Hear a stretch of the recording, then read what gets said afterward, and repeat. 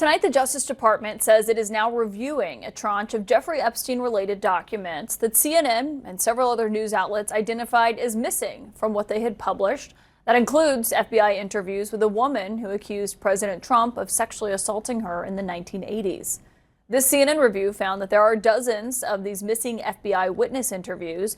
They're known as 302s. They're based on an index that we found out that they are missing based on an index that lists the serial numbers for each of those documents.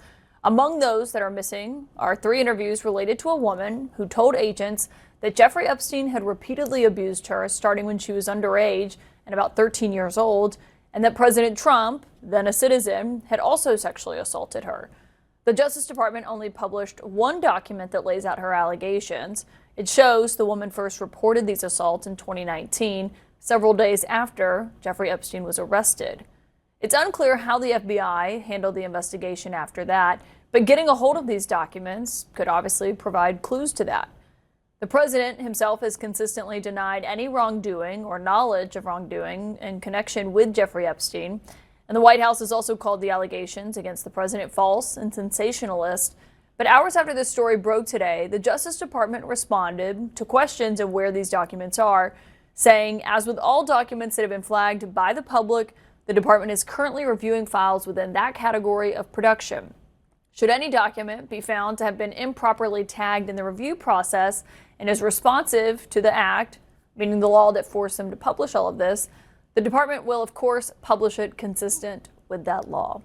My source tonight is California Congressman Dave Min, who is a Democrat on the House Oversight Committee. And thank you for being here. When you hear that response from the Justice Department, do you believe that's sufficient? Thanks so much for having me, Kaitlan. And the answer is no, it's not. They are not responding to the law. And at this point, I think it appears clearer and clearer every day that they are knowingly violating and willfully violating the law that we passed, that Donald Trump signed into law, requiring them to turn over every responsive document. And I want to be clear, just to clarify 2 things that I think you alluded to. One, Donald Trump is accused of sexually assaulting a child in those memos that you mentioned. 2, that it's not just a few dozen documents that are not being turned over.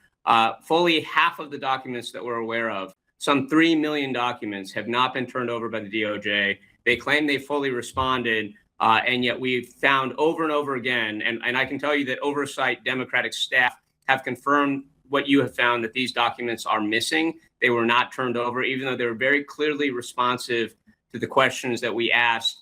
And this appears to be part of a very broad cover-up. And you may remember back to last May, when Pam Bondi reportedly told Donald Trump he was in the Epstein files. After that, there were a lot of reports that DOJ attorneys were being asked to go redact documents, to hide documents, to remove documents from the files that had Donald Trump's name. So we're definitely continuing to look at this, but it appears that the DOJ is willfully violating the law.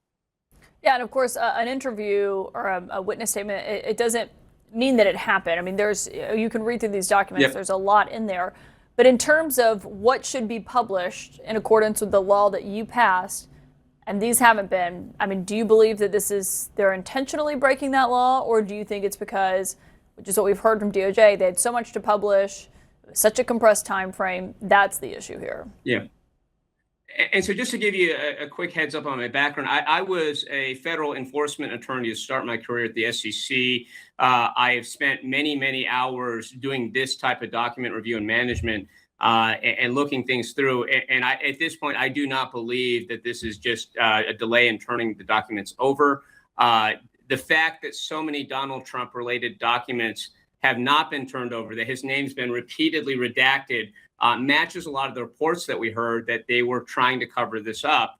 And at this point, I think, look, everybody's entitled to their day in court, whether that's Donald Trump, Elon Musk, Les Wexner, anybody else. But the fact is that everything here looks like the DOJ is, again, under the direction of Pam Bondi, the AG, willfully trying to hide a lot of what's happening right now. Does that mean you support, like some of your colleagues have suggested, impeaching her?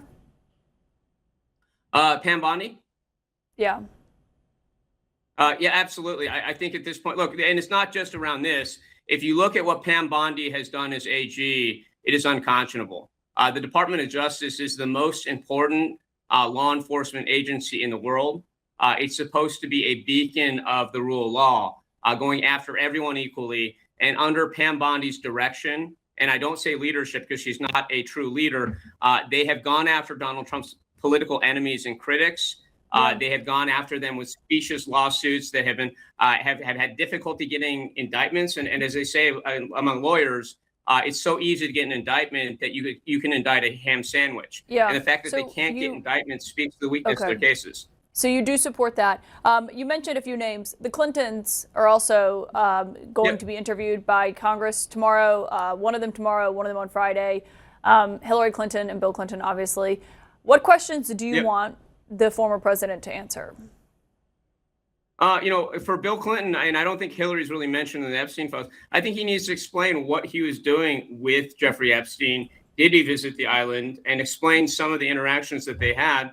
And if, by the way, the Department of Justice and others decide that Bill Clinton was culpable, that he participated in some of these horrific activities, I hope they investigate him. I hope they have a criminal investigation. The challenge I have, though, as someone on the Oversight Committee, is that we're not going after people that are similarly situated. Donald Trump's name is all over these Epstein files. We have not once talked about Donald Trump in the committee. We don't talk about people like Howard Lutnick or Elon Musk or RFK Jr., all of whom are mentioned in the Epstein files. So we need the chips to fall where they may, regardless of what party affiliation people have. If Bill Clinton is guilty and people get to prove that in the court of law, let's go after him. But again, everyone deserves their day in court. But we do need to make sure that the survivors have their day in court as well. Congressman Dave Min, thank you so much for joining us tonight. Thank you so much, Caitlin.